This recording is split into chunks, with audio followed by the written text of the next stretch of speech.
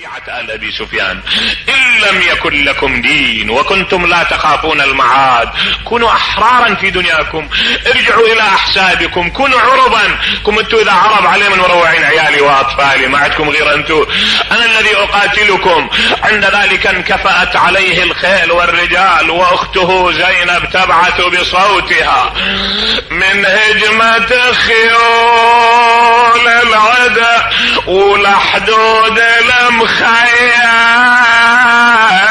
دمت، طلعت من الخيمة عدي زينب على التل شبت،